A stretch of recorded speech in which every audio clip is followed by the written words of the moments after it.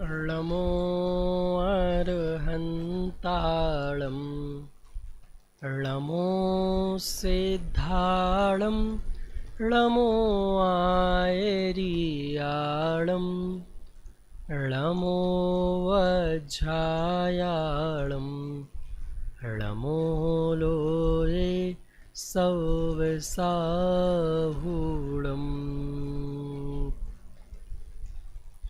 मंगलं भगवान् वीरो मंगलं गौतमोगडी मंगलं कुन्दकुन्दार्यो जैनधर्मोऽस्तु मंगलम्। सर्वमङ्गलमाङ्गल्यं सर्वकल्याणकारकम् प्रधानं सर्वधर्माणां जैनं जयतु शासनं जैनं जयतु शासनम्। आइएगा, हम सब 10 लक्षण महापर्व की आराधना कर रहे हैं और आराधना के माध्यम से अपने जीवन को पवित्र कर रहे हैं, निर्मल कर रहे हैं। सचमुच अपने ऊपर दया करना ही सबसे बड़ी आराधना है। क्या बोला? पूरी दुनिया दूसरे जीवों पर दया करने का नाम धर्म समझती है, पर वो सामने वो दया भी हो जाती है, पर असली दया है अपने ऊपर दया करना। और जो अपने ऊपर दया करते हैं सचमुच में वो ही असली आराधना करते हैं।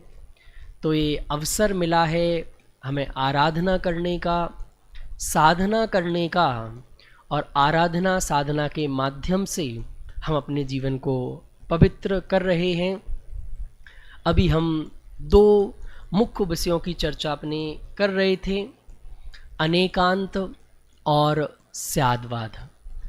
अब हमारे पास 2 दिन और बचे हैं, 2 दिन ही है ना। हमें 2 महत्वपूर्ण प्रिंसिपल पे चर्चा करनी है। एक है भेद विज्ञान, एक है आत्मानुभूति। समझ में आया? कौन कौन से 2 सिद्धांतों पर चर्चा करना बाकी है? भेद विज्ञान और आत्मानुभूति। क्योंकि पूरी जिनवाणी का निचोड़ है भेद विज्ञान। हम सब कुछ करके यदि भेद विज्ञान और आत्मानुभूति तक नहीं पहुंच पाए तो समझना फिर असली साधना नहीं हुई, असली आराधना नहीं हुई। मूल तो भेद विज्ञान की कला हम सीख जाएं। तो आज हम इस अनेकांत और स्याद्वाद को समराइज़ करते हुए पूरा करेंगे और आगे के जो विषय हैं उनको हम स्टार्ट करेंगे। अनेकांत स्याद्वाद में बस हमें इतनी सी चर्चा करना बाकी है, इनके प्रयोग देखने हैं। प्रयोग मतलब इनको प्रैक्टिकल लाइफ में कैसे प्रयोग किया जाता है उसकी चर्चा अपन को करनी है। कल अपन ने लास्ट में एक बात देखी थी, ध्यान है किसी को कि क्या बात करी थी अपन ने? अनंत धर्मों में एक विवक्षित धर्म मुख्य होता है जिसका कि प्रतिपादन किया जाता है। बाकी के अन्य सभी धर्म गौण होते हैं, उनके संबंध में अभी कुछ नहीं कहा जा रहा है। यह मुख्यता गौणता वस्तु में विद्यमान धर्मों की अपेक्षा नहीं किंतु वक्ता की इच्छानुसार होता है। क्या बोला हमने?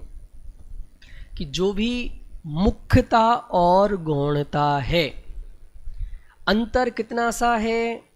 देखो, एक समय में तो एक ही बात कही जा सकती है, एक समय में 2 बातें नहीं कही जा सकती हैं, 2 अपेक्षाएं नहीं बताई जा सकती हैं। दूसरे लोगों का जो तर्क होता है वो ये है कि यदि वस्तु में बहुत सारे धर्म हैं तो एक साथ बता दो ना, एक साथ कह दो ना।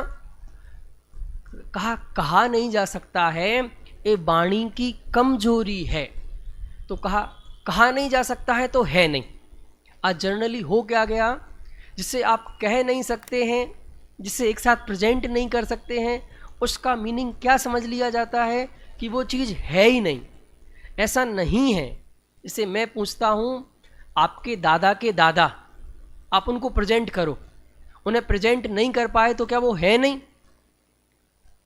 हम उनके बारे में कुछ बोल नहीं पाए, हमें उनका नाम भी पता नहीं है, तो क्या वो है नहीं? ऐसा नहीं है। इस बात का तो अपन ने क्या बात देखी थी? मुख्यता और गौणता, ये बहुत महत्वपूर्ण बात है। जैन दर्शन क्या कह रहा है कि वस्तु में तो अनंत धर्म मौजूद हैं, जिस समय जिसको मुख्य किया जाता है और बाकी के दूसरे धर्मों को उस समय गौण किया जाता है, डिलीट नहीं किया जाता है, हटाया नहीं जाता है। ये बात हमें समझनी है। सारे झगड़े की जड़ यही है कि लोग उसको डिलीट मान लेते हैं गौण करने की जगह। वस्तु में तो सभी धर्म प्रति समय अपनी पूरी हैसियत से विद्यमान रहते हैं, उनमें मुख्य गौण का कोई प्रश्न ही नहीं है। मेरा प्रश्न है, मुख्य गौण कहाँ होते हैं? कौन बताएगा आप लोगों में से? मुख्यता और गौणता कहाँ होती है?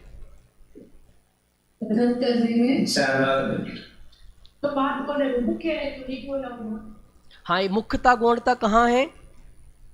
तो बात करी तो मुख्य है। हाँ, तो ये होती कहाँ है ये पूछ रहा हूं मैं।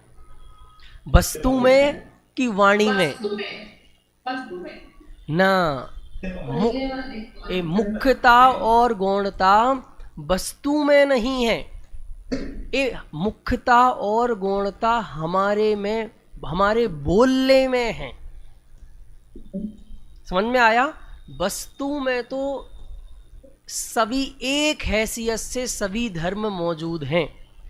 वस्तु की दृष्टि से देखने पर उसमें कोई मुख्य है, कोई गौण है, ऐसा नहीं है। समझ में आया? वस्तु में तो सभी धर्म एक समान हैसियत से रहते हैं।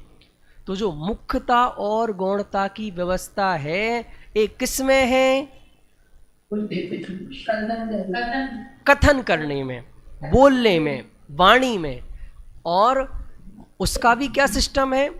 जब हमें जिस वस्तु को, जिस धर्म को, जिस क्वालिटी को मुख्य करना है, उसे हम मुख्य करते हैं। बाकी के दूसरे धर्मों को क्या करते हैं? खत्म नहीं कर देते हैं। खत्म नहीं कर देते, क्या करते हैं? गौण रखते हैं।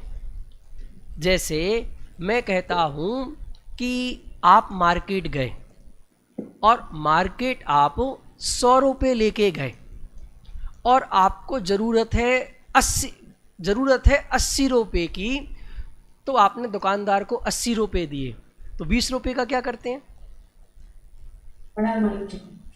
नहीं, सब कर दो, पूरा कर दो, ऐसा करते हैं कि भाई जो जिसकी ज़रूरत नहीं है उसको डिलीट नहीं करते हैं, उसको ख़त्म नहीं करते हैं, उसको सिर्फ और सिर्फ गौण करते हैं।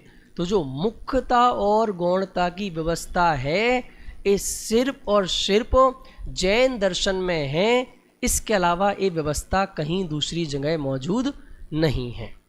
अब अपन थोड़ा सा जो उनका आज प्रयोग विधि अपन को सीखनी है, वो अपन यहाँ से सीखते हैं। इतनी बात अपन ने कर ली है। मुख्य धर्म को सुनते हुए श्रोता के अन्य धर्म भी गौण रूप से स्वीकार होते हैं। देखो, एक पंक्ति याद रखना, हमारे आचार्यों ने लिखा है कि हमारे एक एक जैनी का एक एक वाक्य स्याद बाद मई होता है। उन्होंने क्या लिखा? स्यात पद से अंकित होता है। मतलब हम जो भी बोल रहे हैं वो उसमें स्यात लगा हुआ है। यदि मैंने नहीं भी लगाया तो आप लगा हुआ समझना। तो क्या बोला? मुख्य धर्म को सुनते हुए भी श्रोता के अन्य धर्म भी गौण रूप से स्वीकार होते हैं। उनका निषेध ना होने पावे, इस प्रयोजन से अनेकांतवादी अपने प्रत्येक वाद के साथ स्याद या कथनचित शब्द का प्रयोग करता है। जो भी अनेकांतवादी है वो अपने कथन के साथ क्या प्रयोग करता है? कथनचित, स्यादवाद, कि मैं जो भी बात कह रहा हूं इस अपेक्षा से कह रहा हूं। फिर क्या तकलीफ खड़ी हो गई? कुछ विचारक कहते हैं स्यादवाद शैली में भी का प्रयोग है, ही का प्रयोग नहीं है। आज का अपना मुख्य विषय है भी और ही। इन दोनों को अपन को अच्छे से समझना है।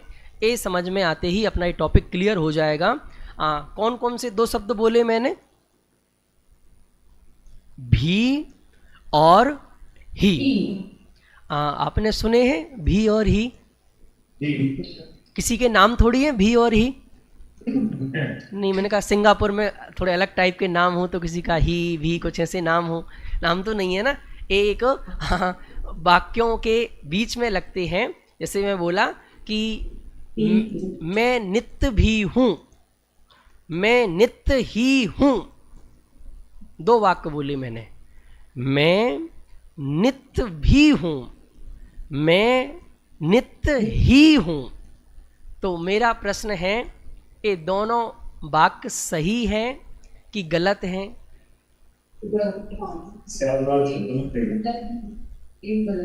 चलो मैं थोड़ा सा समझाता हूं, फिर आज अपन प्रयोग करेंगे, सीखेंगे जल्दी से। उन्हें भी में समन्वय की सुगंध और ही में हट की दुर्गंध आती है, पर यह उनका बौद्धिक भ्रम ही है। स्यादवाद शैली में जितनी आवश्यकता भी के प्रयोग की है उससे कम आवश्यकता ही के प्रयोग की नहीं है। अर्थात ही और भी इन दोनों का जैन धर्म में समान महत्व है। समझ में आया? जितनी जरूरत भी की है उतनी ही जरूरत ही की है, और जितनी जरूरत ही की है उतनी ही जरूरत भी की हुई है।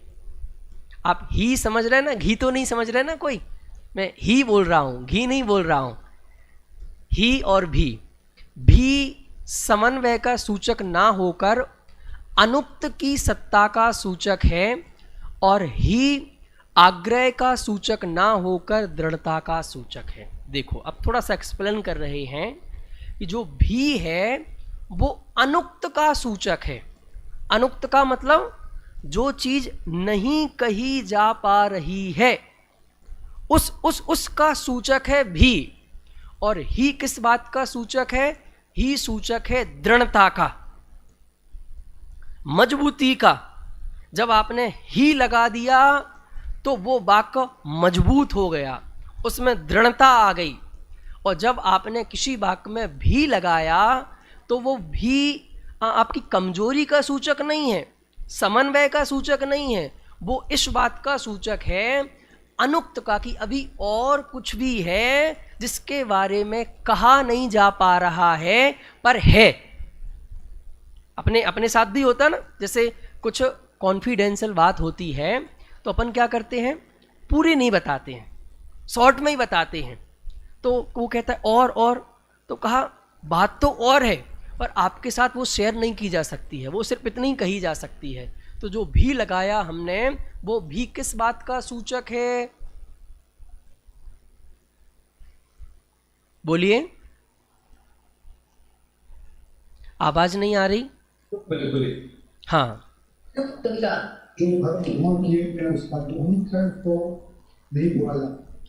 हाँ, और ही किस बात का सूचक है?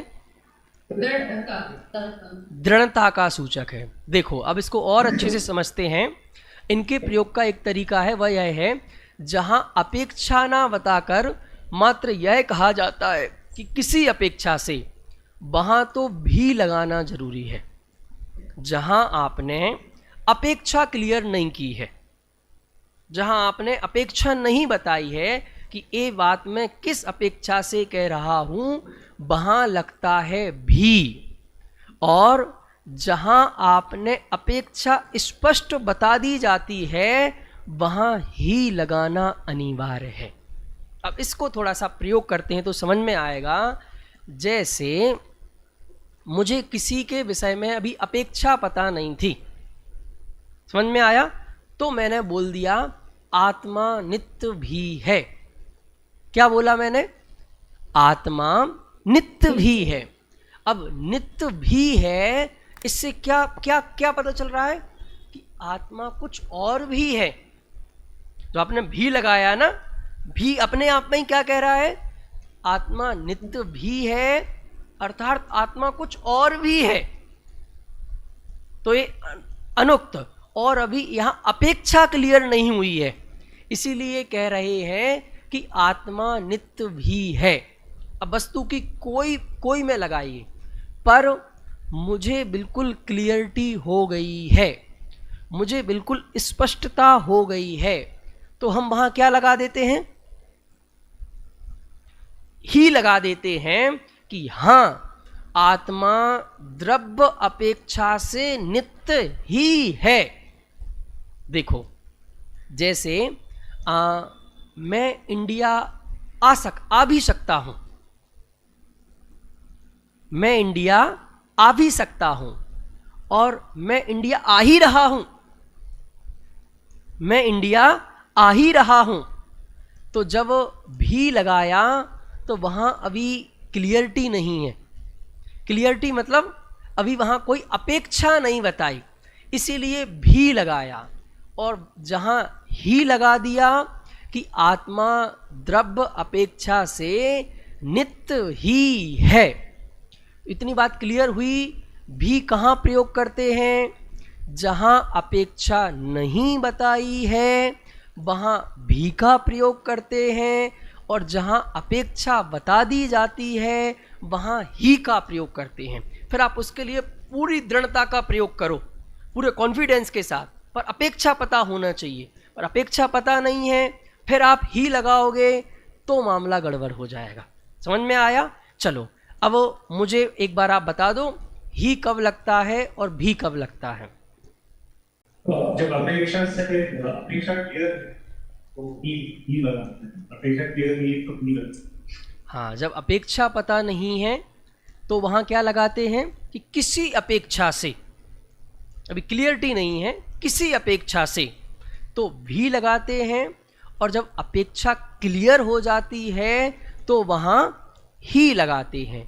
भी यह बताता है कि हम जो कह रहे हैं वस्तु मात्र उतनी ही नहीं है, अन्य भी है। भी किस बात का इंडिकेटर है? कि वस्तु सिर्फ हम जितनी कह रहे हैं उतनी ही नहीं है, और भी है, और भी है, और भी है, और भी है। किंतु ही यह बताता है कि अन्य कोणों से देखने पर वस्तु और भी बहुत कुछ है, किंतु जिस कोण से यह बात कही जा रही है वह ठीक वैसी ही है, इसमें शंका की कोई गुंजाइश नहीं है। ही अपने विषय के बारे में सब शंकाओं का अभाव कर दृढ़ता प्रदान करती है, और भी अन्य पक्षों के बारे में मौन रहकर भी उनकी संभावना की नहीं, निश्चित सत्ता की सूचक है। आया? क्लियर हो गया? बिल्कुल बिल्कुल स्पष्ट है।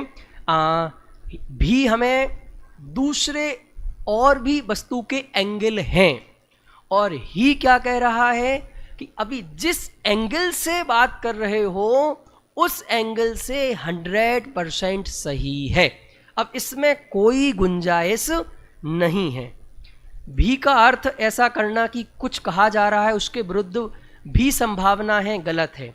संभावना अज्ञान की सूचक है, अर्थात यह प्रकट करती है कि मैं नहीं जानता और कुछ भी होगा, जबकि स्यादवाद संभावनावाद नहीं है, निश्चयात्मक ज्ञान होने से प्रमाण है।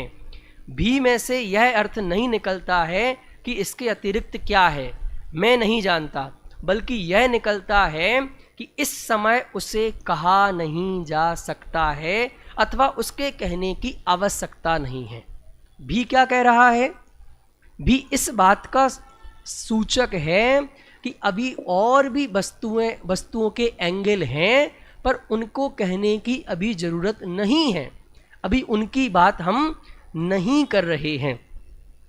दूसरे शब्दों में जो बात अंश के बारे में कही जा रही है उसे पूर्ण के बारे में ना जान लिया जाए, इसके लिए भी प्रयोग है। भी किस बात के प्रयोग के लिए? मैं बात तो कर रहा हूँ एक अंश के बारे में और ये पूरी वस्तु के बारे में ना मान लिया जाए, इसीलिए भी का प्रयोग करना बहुत आवश्यक है। अब तो मुझे लगता है कि बहुत स्पष्टता हो गई है। इसी प्रकार इसके लिए भी प्रयोग है, अनेक मिथ्या एकांतों के जोड़ तोड़ के लिए नहीं है। इसी प्रकार ही का प्रयोग आग्रही का प्रयोग ना होकर इस बात को स्पष्ट करने के लिए है कि अंश के बारे में जो कहा जा रहा है वह पूर्णतः सत्य है, उस दृष्टि से वस्तु वैसी ही है, अन्य रूप नहीं है।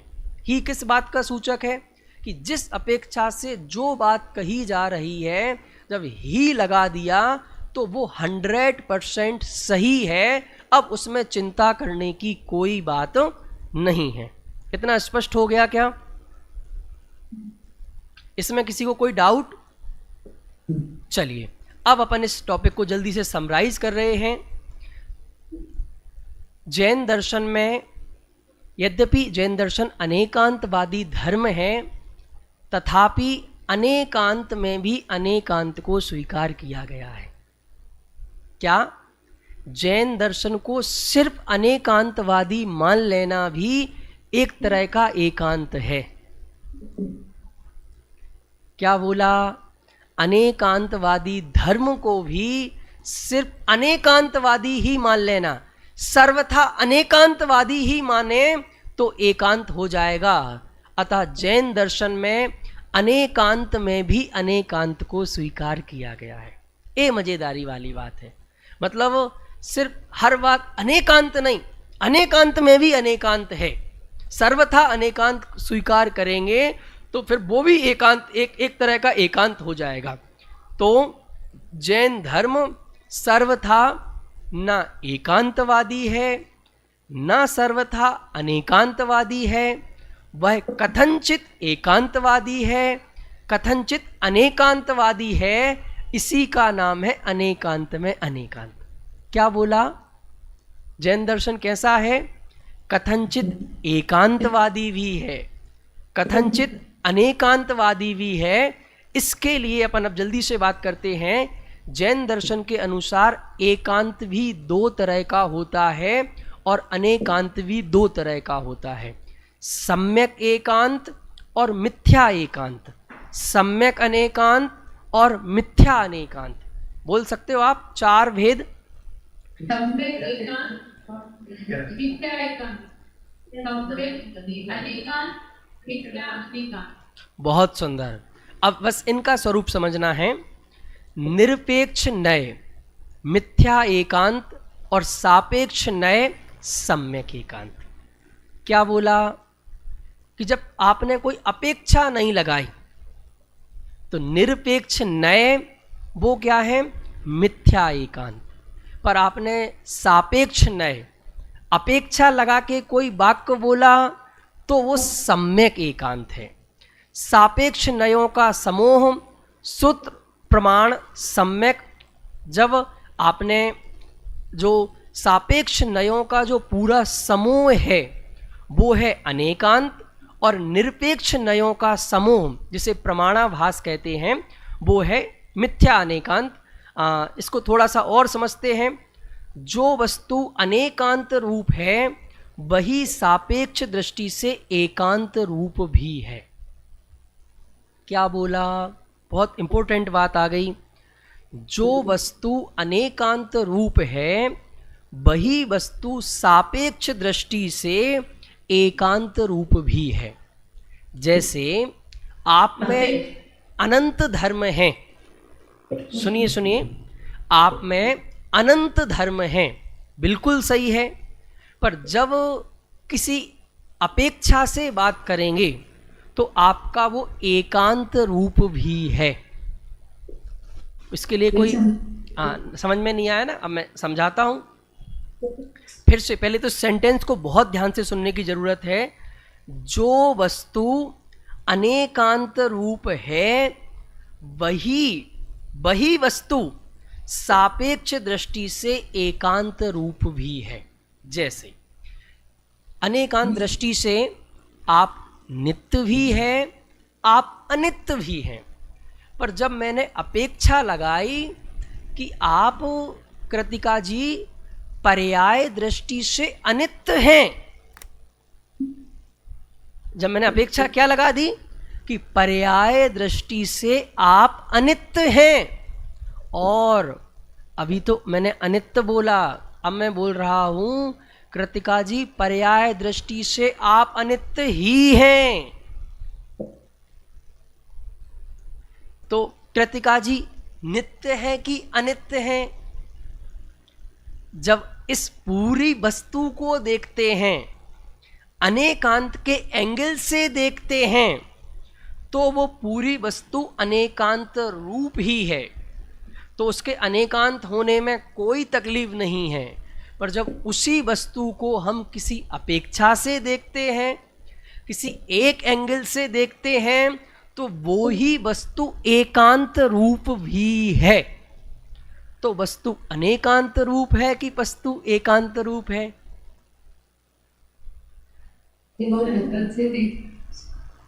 ये डिसाइड करता है एंगल से, हम किस एंगल से वस्तु को देख रहे हैं। जब वस्तु को अनेकांत, वही वस्तु अनेकांत रूप है, और जब किसी अपेक्षा से देखते हैं तो वस्तु एकांत रूप भी है। श्रुत ज्ञान की अपेक्षा अनेकांत रूप है और नयों की अपेक्षा एकांत रूप है। अब यहाँ थोड़ा सा डिफरेंट क्रिएट कर लिया है कि जब एक आप ज्ञान सामान्य की दृष्टि से देखते हैं, क्या शब्द प्रयोग किया? ज्ञान सामान्य की दृष्टि से, श्रुत ज्ञान से पूरी वस्तु को देखते हैं, तो कैसी है वस्तु? अनेकांत रूप है। और जब उसी वस्तु को किसी नए की मुख्यता से देखते हैं, किसी अपेक्षा से देखते हैं, तो वो वस्तु एकांत रूप भी है। तो जैन दर्शन कहता है हमें वस्तु के अनेकांत रूप होने में भी तकलीफ नहीं है और वस्तु के एकांत रूप होने में भी तकलीफ नहीं है, क्योंकि दोनों धर्म उसमें पाए जाते हैं। आई बात समझ में? अब ये डिसाइड करता है आपके देखने के एंगल पर। यदि आप उसे कॉमन एंगल से देख रहे हैं, पूरी वस्तु के एंगल से देख रहे हैं, तो वस्तु अनेकांत वाली है। जब आप वस्तु को किसी अपेक्षा से देख रहे हैं, तो वो वस्तु उस अपेक्षा वाली भी कही जाएगी। जैसे किसी का, मुझे सबके विक्रम जी का अपन नाम लेते हैं कि विक्रम जी बहुत अच्छा गाते हैं, बहुत अच्छा बजाते हैं, बहुत अच्छा बोलते हैं, बहुत अच्छी पेंटिंग करते हैं। तो ये सारे एंगल क्या हो गए? अनेकांत के एंगल। पर जब मैंने इस अपेक्षा से कहा कि जब भक्ति होती है ना, तो गाने की दृष्टि से विक्रांत जी की आवाज, विक्रम जी की आवाज बहुत बढ़िया है। क्या समझ में आया? तो क्या राइटर नहीं है? ये अच्छे वक्ता नहीं है? ये और जो दूसरी क्वालिटी थी वो कहाँ गई? तो वो भी है, पर जब हमने अपेक्षा क्लियर कर दी, तो फिर उस अपेक्षा से वो एकांत रूप कहे जाएंगे। वो वस्तु एकांत रूप में कही जा सकती है। बिना अपेक्षा के वस्तु का रूप नहीं देखा जा सकता है। क्या बोला? बिना अपेक्षा के वस्तु का रूप देखा नहीं जा सकता है। तो अपेक्षा लगाना बहुत जरूरी है। यदि अनेकांत को अनेकांत ही माना जाए, एकांत का सर्वथा लोप किया जाए, तो सम्यक एकांत के अभाव में, साकादि के अभाव में, वृक्ष के अभाव की तरह अनेकांत का भी अभाव हो जाएगा। क्या बोला? यदि अनेकांत को सिर्फ अनेकांत ही माना जाए, एकांत का सर्वथा लोप कर दिया जाए, तो वास्तव में अनेकांत का ही अभाव हो जाएगा। तो हमारे यहाँ सम्यक एकांत है, सम्यक अनेकांत है, मिथ्या एकांत नहीं है और मिथ्या अनेकांत नहीं है। इस बात का अपन को ध्यान में रखना है। अपन बस अब इसे समराइज कर रहे हैं जल्दी से। सम्यक एकांत नए हैं, सम्यक अनेकांत प्रमाण हैं। अनेकांतवाद सर्वनयात्मक है। इतनी बात आज अपन ने की। अब इसमें किसी को कोई प्रश्न हो तो आप पूछिएगा। समराइज मैंने सब बातें कर दी हैं। फिर एक दो प्रश्न मैं आपसे पूछ के इस विषय को अपन पूरा करेंगे। किसी के कोई प्रश्न है? मिथ्या एकांत भी समझ में आया। मिथ्या एकांत, सम्यक एकांत। बहुत सुंदर। 4 शब्द अपन ने प्रयोग किए, मिथ्या एकांत, सम्यक एकांत, मिथ्या अनेकांत और सम्यक अनेकांत। इनको अपन बहुत आसानी से जल्दी से समझ लेते हैं। देखो, अपन ने कहा था जहां आप अपेक्षा नहीं लगाते हैं और बिना अपेक्षा के एकांत स्वीकार करते हैं तो वो कैसा एकांत है? अपेक्षा के बिना एकांत मिथ्या एकांत है। और जहां आपने अपेक्षा लगा ली फिर वो ही एकांत सम्यक एकांत बन जाता है। जैसे मैंने कहा नींबू हरा ही है, क्या बोला? अब मैंने यहां अपेक्षा नहीं लगाई तो ये क्या हो जाएगा? मिथ्या एकांत। और मैंने कहा नींबू रंग की दृष्टि से, कलर की दृष्टि से हरा ही है। अब आप ही लगा लो, अब आप एकांत लगा लो कि हरा ही है, दूसरा कुछ नहीं है। दूसरा है, कलर की दृष्टि से दूसरा नहीं है। ये पीला, दूसरे कलर नहीं है, सफेद नहीं है, ऐसा नहीं है, वैसा नहीं। कलर की दृष्टि से तो ये हरा ही है। समझ में आया? तो मिथ्या एकांत समझ में आ गया और सम्यक एकांत समझ में आ गया। अब मिथ्या अनेकांत और सम्यक अनेकांत क्या है? कि भाई जो सिर्फ अनेकांत को स्वीकार करता है, अनेकांत में अनेकांत स्वीकार नहीं करता है। तो जो देखो बोला था ना अपन ने, सापेक्ष नयों का समूह श्रुत प्रमाण सम्यक अनेकांत है और निरपेक्ष नयों का समूह प्रमाणाभास मिथ्या अनेकांत है। मतलब जिस अनेकांत के अंदर एकांत और सभी अपेक्षाएं स्वीकार की जाती हैं वो है सम्यक अनेकांत।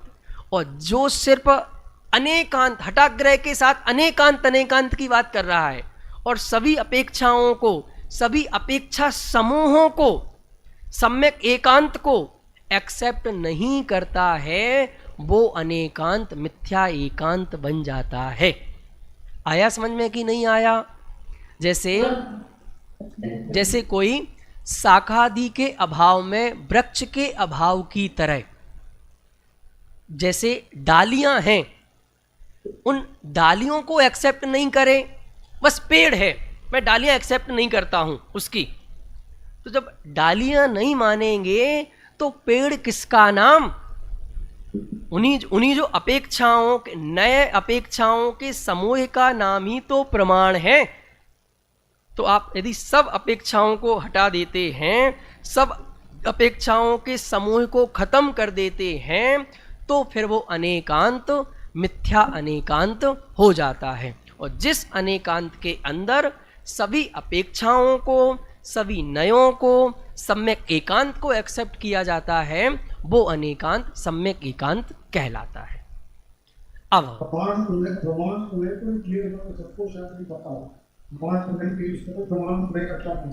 बहुत सुंदर। देखिएगा, मैं अब 2 शब्द बार बार बोल रहा हूं, प्रमाण और नय। प्रमाण नय क्या होते हैं? देखिएगा, पूरी वस्तु का कथन करना, पूरी वस्तु को देखना, इसको बोलते हैं प्रमाण। और उसी वस्तु में किसी एक नजरिए से, एक एंगल से वस्तु को देखना, तो जो एक नजरिया है, जो एक एंगल है, उस एंगल को बोलते हैं नय। क्लियर हुआ? पूरी वस्तु, जब ऑल ओवर पूरी वस्तु, वो क्या है? प्रमाण। और उसमें से किसी एक अपेक्षा से बात करना, वो ज्ञाता की अपेक्षा भी हो सकती है, वक्ता की अपेक्षा भी हो सकती है। तो किसी अपेक्षा से बात करना, उस अपेक्षा का नाम है, उस नजरिए का नाम है, उस पॉइंट ऑफ व्यू का नाम है नय। पर उसमें क्या होता है, एक अपेक्षा होती है। और प्रमाण में क्या है, प्रमाण में सब कुछ शामिल है। प्रमाण में सारी वस्तु, सारी अपेक्षाएं, सारे नए, पूरी जो मूल वस्तु है वो प्रमाण रूप है। और वस्तु का जो एक कथन कर रहे हैं, जो अपेक्षा से बात कर रहे हैं, वो होता है नय। ये तो अपनी बात हो गई। अब अपन आते हैं कि भाई हमने ये समझ लिया, ही समझ लिया, भी समझ लिया, प्रमाण समझ लिया, नय समझ लिया, सम्यक एकांत, मिथ्या एकांत, ये सब समझ लिया। अब इसके समझने से क्या लाभ है, आप इतनी इसकी गहराई में क्यों ले जाना चाह रहे हो? कह रहे जैसे ही अब आपके ये बात क्लियर हुई, आपके चित्त से सभी हठाग्रह खत्म हो गए। अभी जो मिथ्यात्व अज्ञान, मिथ्यात्व अंधेरा हमारे चित्त में छाया हुआ था, वो सारा का सारा हट गया। जैसे ही हमने वस्तु व्यवस्था हमारे समझ में आई तो हमारे हठाग्रह खत्म हो गए, हमारी कसाएं खत्म हो गईं, हमारे बैर खत्म हो गए। जो मेरा एक दूसरे के प्रति बैर भाव था ना, बैर भाव क्यों था कि वो कहता है ऐसा है और मैं कहता हूं ऐसा है, इसीलिए तो झगड़ा है। पर मैंने आज समझ लिया कि वो जो बात कह रहा था वो इस अपेक्षा से कह रहा था, और मैं बात कह रहा था वो इस अपेक्षा से कह रहा था। तो वो अब एक्चुअली उसकी अपेक्षा मेरे काम आने वाली नहीं है। वो जो अपेक्षा लगा रहा था वो मेरे काम की नहीं है, मेरे लिए मुख्य नहीं है, उसके लिए मुख्य हो सकती है। जो मुख्य गुण का हमने देखा था, मुख्य गुण वक्ता के अकॉर्डिंग डिपेंड करता है। फिर से बोलता हूं, जो बात मेरे लिए मुख्य हो सकती है जरूरी नहीं आपके लिए भी वही मुख्य हो, आपके लिए उसका कोई दूसरा धर्म। वस्तु में तो अनंत धर्म है ना, तो आपको कोई मुख्य हो सकता है, मुझे कोई मुख्य हो सकता है, मुझे कोई गुण हो सकता है, सामने वाले को कोई दूसरा गुण हो सकता है। तो वस्तु स्वरूप की स्पष्टता होने से, और मेरी वस्तु अनेकांतमयी है, पर अनेकांत में भी सम्यक एकांत। अब मैं कौन हूं? मैं तो इतनी बड़ी वस्तु हूं, पर उस वस्तु में से मैं शुद्ध हूं, मैं तो प्योर हूं। इस सम्यक एकांत तक पहुंचना इस अनेकांत स्याद्वाद का सार था। और ये जो कथन पद्धति है, एक कथन पद्धति हमें अपने लोक व्यवहार में, लोक जीवन में जीवन जीना सिखाती है कि कब भी का प्रयोग करना है और कब ही का प्रयोग करना है। और भी के प्रयोग के मायने क्या है? भी का प्रयोग का मायना यह है कि कुछ और भी है, अनुक्त की सत्ता का सूचक है, और ही दृढ़ता की सत्ता का सूचक है। इतनी बात आज अपन ने की।